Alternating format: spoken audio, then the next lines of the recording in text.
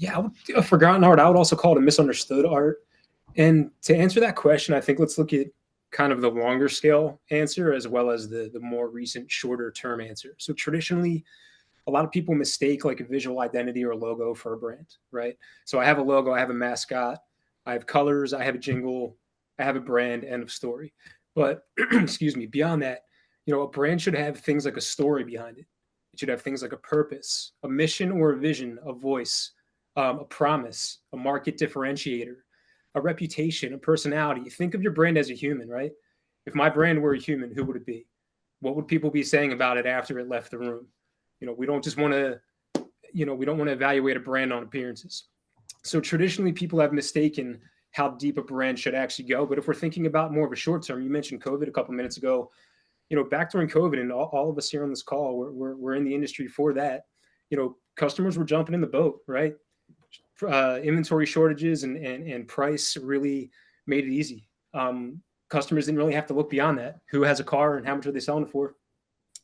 And we still encounter quite a few dealers that are still in that mindset and still kind of have that post-COVID hangover where, now that inventory levels have restored, now that prices are becoming competitive again and incentives are finding their way back into the market, what more can you offer beyond just that monthly payment?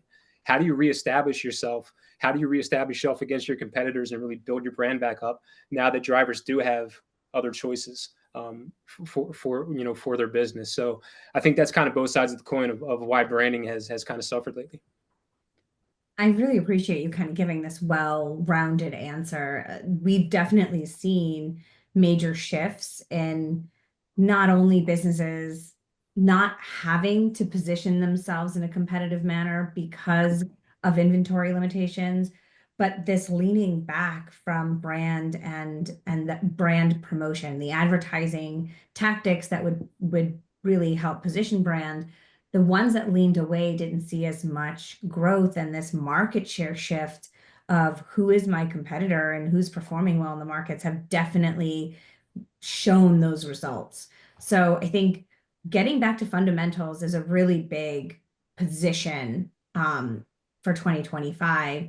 Corrine, before we move on, anything to add about branding being the forgotten art? Yeah, I mean, I think to Greg's point, a lot of people create that logo and think that that is what their brand is. But at some point, you can't really continue to compete on price, right? It's just going to be a race to the bottom. So I think if you've got that visual identity, you're not done. And to truly take advantage of the art of branding, you do need to have that clear story, the mission, the values that Greg mentioned. And I think weaving it all together to have that cohesive experience is really that art or the piece that people are missing. It's they do one piece, but not all of it. And then you're sort of forced almost to lean into pricing or something that's not as strong to hang your hat on.